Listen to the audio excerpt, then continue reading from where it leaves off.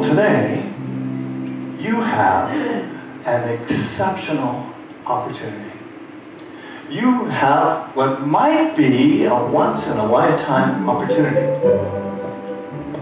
to become a part of the Unity Secrets Society. There's only a few people on Maui who have such an honor. And you, if you choose today to become a member of this elite society, can do so. There are only 5 people in this room who have the opportunity to become one of these people. And each of these people will get one of these invitations in just a moment to become a part of this elusive club. And I do not use the word elusively. So, if you would like to become a part of this club, would you raise your hand? 5, going once.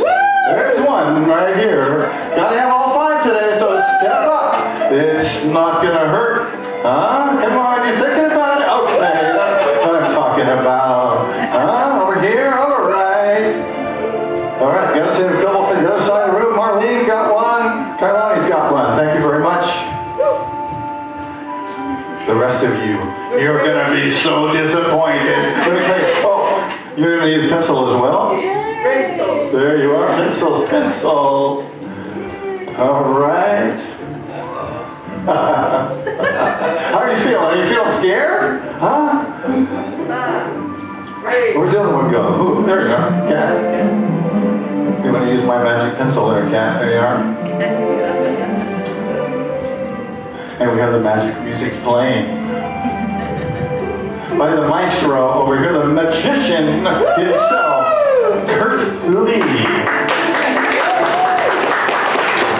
All right, you are all applicants, the 5 of you, to become a part of this exclusive society, to join a very special group on Maui. Now, I must clarify, in a moment you're going to write your secret on this card, and I'll explain a little bit about how to do that. I want to clarify that I'm not interested in really heavy secrets. I'm not interested in where you buried the bodies. I'm not interested in your offshore bank account. And it doesn't have to be sexual. I want to make that clear. Because whatever you write's up to you, I take no responsibility or no blame.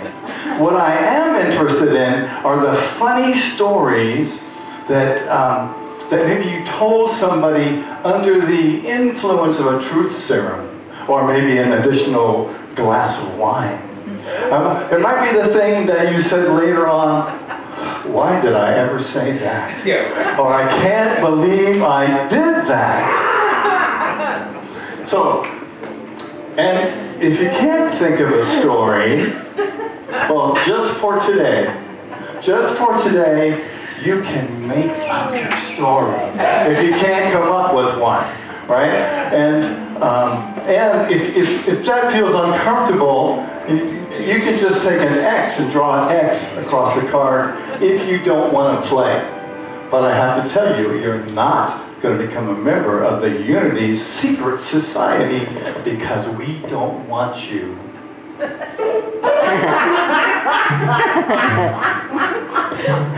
So, for example, you could write, you're just going to write 4 words, 4 short sentences like this. You could say, San Francisco, power outage, bathtub, and stranger. Those were the 4 phrases that I used when I became a member of the Unity Secrets Society. So yours can be just that short. All right? So go ahead and write your words now. And then when you're finished, and but don't share it with anybody. This is a secret, remember. And then when you're done, fold your paper into quarters, fold it in half, and then fold it in half again. Only 4 words? You could do more. Yeah. I know, Marlene, your stories are quite complex. So, and then when you're done, hold it up, and I'll come around and You can place them in my envelope here. Now, the rest of you, how are you feeling now? Don't you wish you had participated in this? Because who knows what's going to happen with these stories? Oh, and by the way, don't put your name on them. Because too late. Scratch it out if you have. Okay, so just take a moment now. We don't want to write a dissertation or something like that. Name on it. Yeah, put Kurt's name on it. He'll own up to about anything, and you know he's got a few stories that he can tell.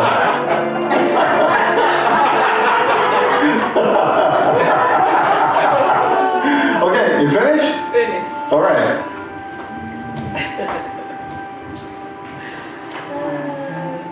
All right. Thank you very much. Anybody else over here? We're still working on it. Thank you very much. Yeah, you keep the pencil. It's our gift to you. Anybody else? We borrowed no expense. Hey, no whispering over here. I don't want you sharing your secrets. How are you doing? Fold it in half and then fold it again. There you go. Oh my goodness. Okay, thank you very much. Marlene, just about done here. What do I got? You're like number 4, I think, Marlene. There we go. All right. And I should have one more over here somewhere. Kat, is it you? Yep. Okay. We're going to know the truth about you in a moment. Oh, one more. Fold it one more time. Yeah, half. There you go. Fold it in half and then fold it again in half. Okay. Thank you very much. And there it goes. Okay. Oh, you know what? I need a security person to make sure that the envelope doesn't get opened. Kayla, you want to do that? Could you come sit up here? And sit right here if you would. I'm going to put the envelope right here. So if anybody gets anywhere near that envelope, right, it comes in all close, I want you to yell out, "Get away from that envelope!" All right? All right, so I'm just going to pretend like it's a regular day, and I'm walking around Unity Church of Mount. Get away from that envelope. All right, it works. All right, so it's your job to watch that envelope very carefully.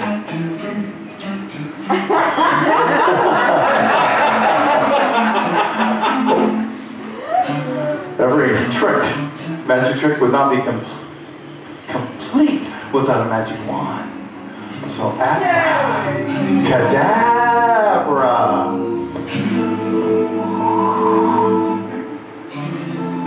Oh, but you're going to have to wait. Can't do this right now. I have something else I have to do first. Abracadabra is thought to have its origin in the Aramaic language. It's a real word. It's actually a combination of ibra, I-B-R-A, which means I have created, and cadabra, which means through my speech. So therefore, what we're saying when we say abracadabra is I have created through my speech. There is magic in what we say, because what we say becomes manifest. I like to think that words change the energy from one plane, the plane of consciousness, and bring that into reality, into the physical world. And that's what we're talking about today. Catherine Ponder, who wrote this book, Open Your Mind to Receive, tells an amazing story. She was doing she did a lot of prosperity work, and she was doing a prosperity workshop. And somebody came to her during that workshop and said, "You know, I own a restaurant, and I used to have a huge clientele. But recently, my clientele is dropping, and my business is hurting. What can I do?" And Catherine Ponder said, "Well, let me come and take a look at your restaurant." And she walked in, and the first thing she noticed was that it was dark and dingy, and really needed a coat of paint. And And she's like, well, it's obvious. You got to brighten this place up. You got to paint the walls. And she's looking around, and the owner says, yeah, I'll do that. She's walking around, and she goes next to the cash register. And there's a sign that I think was probably meant in humor next to the cash register that said, this is a non-profit business. We didn't plan it to be that way. It just worked out that way. And she said, that's your problem right there. People come in here and they think, this is a non-profit restaurant. Why would I contribute to it? Why would I help it? She said, you have to change that sign.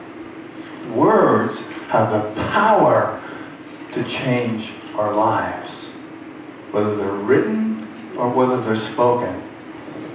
If you keep on saying things are going bad, then you have a good chance of becoming a prophet. And the other is true. If you keep on saying things that are good and positive, you have a good chance of being a positive prophet. You know, life is like a tuning fork. It responds to the energy of our thoughts. When we speak, we magically transform our thoughts into reality. It's a changing of form. Changing what we say changes our reality. You know, Jesus was a great prophet and understood this principle. You know, the disciples came to him one day and they were out teaching, and people were coming from all over. And the disciples said to him, Master, your teachings are so popular, and people are coming from all over, and these people aren't all Jews like we are, and they're bringing food that we can't eat. And this is dangerous, and this is against the law for us. And Jesus said, it's not what goes into the mouth that defiles us. It's what comes out of the mouth that defiles us. One of the biggest errors that Jesus made was to go against Jewish law. And I think that was a lot of why he perished the way he did. You know, words have power. Words have power. We live in a neutral world, really, which we can change with the energy of our words. If we can begin to think of all of our words as magic, to realize that everything we say has power. Everything we say transforms. Everything we say either lifts up or tears down. We have that choice by choosing the words that we use. So we want to speak words that are filled with spiritual vitality and bring life and illumination. Our affirmation today is Abracadabra. My words bring life, vitality, and illumination. Say that with me. Abracadabra. My words bring life, vitality, and illumination. Charles Fillmore, Unity's co-founder, said every word brings forth its own kind because it's a seed with a creative idea behind it. And it comes straight from the potential source of God. He says, your words are charged with great spiritual force. Be careful of your words. We are held accountable to our lightest word. If you speak negative words, your substance will be decreased. If you speak positive words, your substance will be increased. So I'm suggesting for myself and for all of us that we go on a positive if we go on a positivity, that's hard to say that, a positivity diet. Are you game? Yeah. All right, you'll try it this week? Because the assignment that I'm going to give you today is to go on a positivity diet. And it's really a simple recipe, much more simple than any other diet you're ever going to go on. Because there's only two elements in this diet. And the first one is to say abracadabra. You know, when you find yourself saying something that is a negative statement or a statement of lack, you say abracadabra. Yeah? Abracadabra. That's the first part of the recipe. And the second part is to surround yourself with uplifting words and affirmations. And it's really beautiful if you can think of an affirmation that works to counteract that which you said a negative thing about. I've got a couple of examples. The first one is to say, abracadabra. I'm in charge of how I feel today. And I'm choosing happiness. You might say this after you've said something like, I feel sick, or I feel tired, or I feel irritable, or, you know, and to say, abracadabra, I am in charge of how I feel today, and I am choosing happiness. Can you feel the power in that?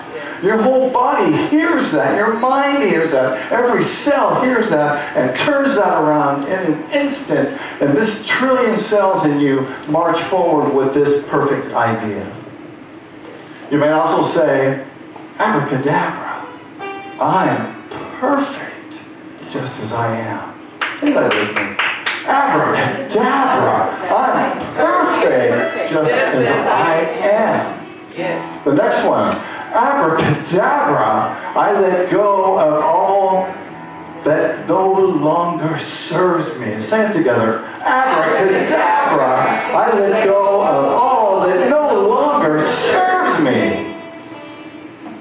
And the last one, abracadabra, today I'm happy, confident, successful, and healthy. Let's say the whole thing together. Abracadabra, today I am happy, confident, successful, and healthy. Woo! And our bodies hear that and they go, yes, I know that that is my truth. Oh, I have a little story I want to finish this part of my talk with, and it comes from Reader's Digest a few years ago. And this story illustrates how 7 words that an adult said to a small child changed her life. She writes, I grew up knowing I was different, and I hated it. I was born with a cleft palate, and when I started school, my classmates made it clear how different I was to everybody else. A little girl with a misshapen lip, a crooked nose, lopsided teeth, and garbled speech. When schoolmates would ask, what happened to your lip? I would say, I've fallen on a piece of glass. Somehow it seemed more acceptable to have suffered an accident than to be born different. I was convinced no one outside my family could love me or even like me. Then I entered Mrs. Leonard's 2nd grade class. Mrs. Leonard was a round, pretty, fragrant, with shining brown hair and warm, dark, smiling eyes. Everyone adored her, but no one came to love her more than me, for a special reason. The time came for the annual hearing test given at our school. I could barely hear out of one ear and was not about to reveal something else that would single me out as different. So I cheated. The whisper test required that each child go to the door while a teacher whispered something from her desk, which the child repeated. Then came the other ear. Nobody checked how tightly the untested ear was covered, so I merely pretended to block mine. As usual, I was last, but all through the testing, I wondered, what would Mrs. Leonard say to me? I knew from previous years, the teacher whispered things like, "The sky is blue," or "Do you have new shoes?" The time came, I turned my ear toward her, plugging up the ear just enough to be able to hear. I waited, and then came the words that Mrs. Leonard's higher self surely must have put into her mouth. 7 words that changed my life forever. Mrs. Leonard, the teacher I adored, said softly, "I wish you were my little girl." Abracadabra. My words bring life, vitality, and illumination. So let's finish off where we were with our Unity Secret Society. I'd ask those of you whose cards I have if you're still interested, but you must be. Yeah. Because you're just that certain kind of a person. So, Don't cross me. Get away from the damn envelope. oh, wow, I'm glad to see that you're doing your job. Let's give our security guard a hand, huh? So, I'm going to demonstrate the power of Abracadabra to bring something to light. You know, our words often reflect our consciousness. Words contain meaning, energy, and power. I'm going to demonstrate how using the word abracadabra can magically transform knowledge from one plane of existence and understanding to another. So, security person, would you please come over here and have a seat here? What's that envelope? Oh, good. She is doing her job. Sit down there. So, I want you to reach in here and pick any one of these 5 cards.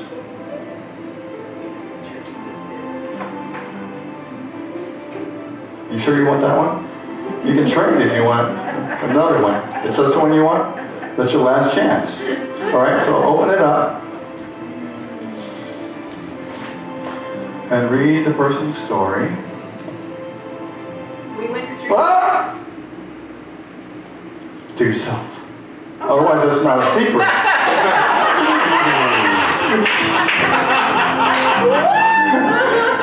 What kind of a trick would this be if she told me what I'm going to tell you?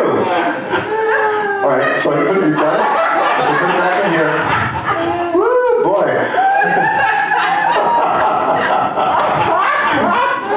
All right, where'd my magic wand go? There it is.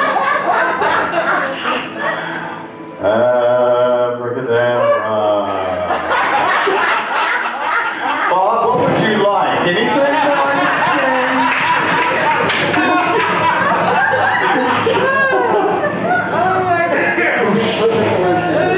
Now, abracadabra. Abracadabra.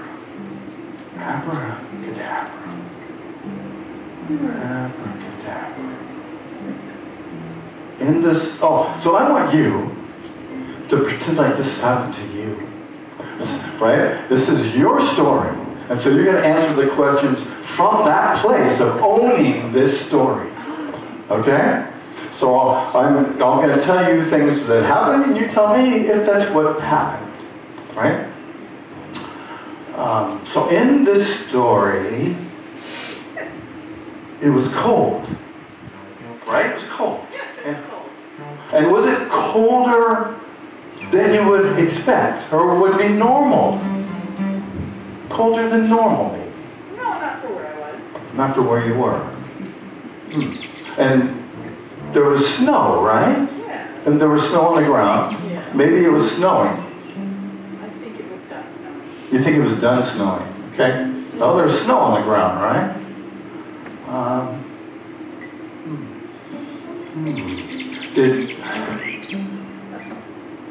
Wow, this is weird. You didn't have any clothes on, did you? You were streaking, weren't you?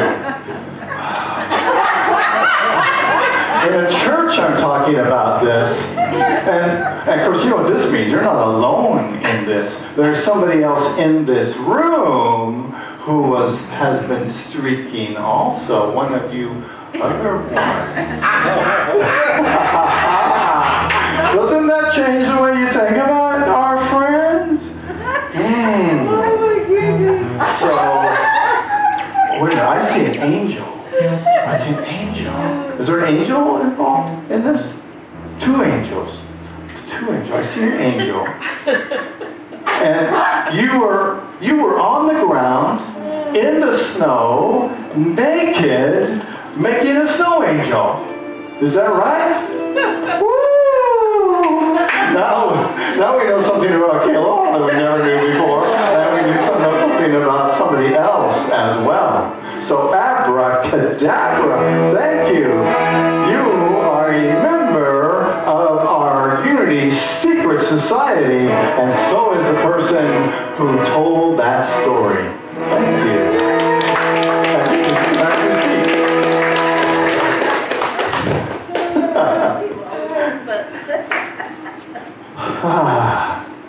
Abracadabra. My words bring life, vitality, and illumination. So I want you to close your eyes. And let's join together for a few minutes of meditation. Breathing in, breathing out.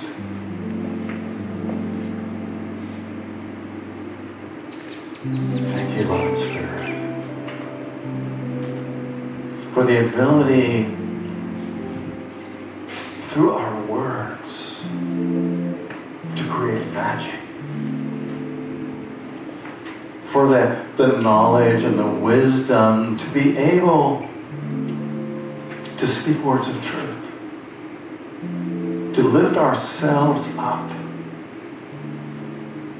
To lift others up. To see that is our purpose in life, to bring love, light, and illumination.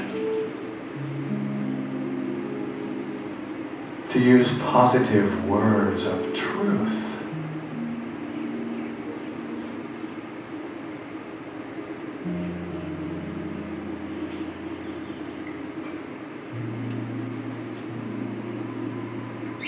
In a moment, we'll join together for a short time in the silence.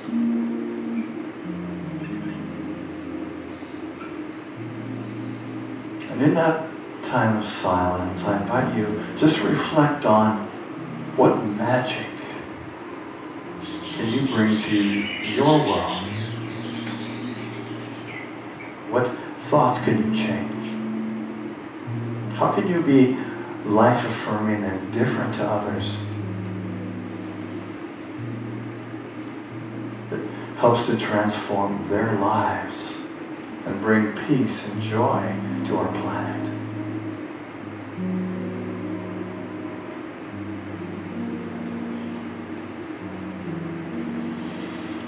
Breathing in and breathing out. And let's take just a moment to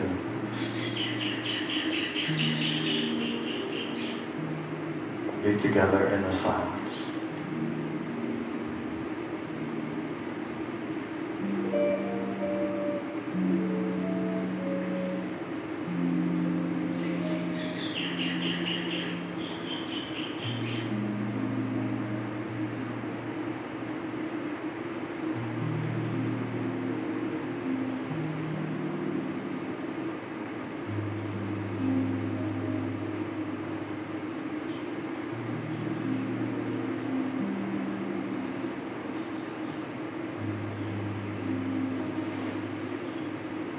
breathing in and breathing out.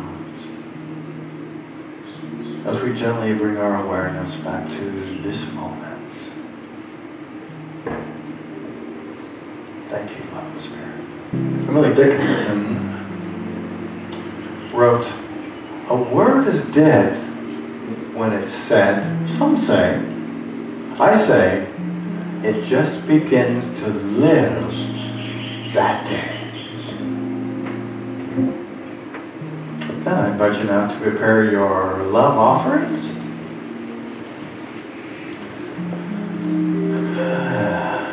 And as you prepare them and think about them, think about the magic, and don't put them in the basket just yet because I want to say our prayer. But think about even the gifts that you give, the donations to Unity Church of Maui, have the ability to create. And we are creating with you the maintenance on this building, our staff, and all the work that we do, and the effort that it takes to have this beautiful sanctuary. So as you hold your gifts, I invite you to hold them in appreciation for who you are and what unity means to you. We know that your gifts go through us as us into the world and create beauty, life, vitality, and illumination. So as you hold your gift, let's affirm together our prayer for prosperity, which begins.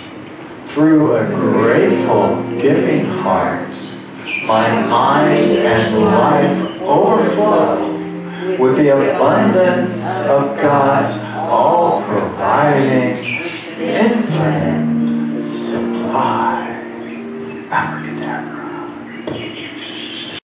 Where I live, there are rain.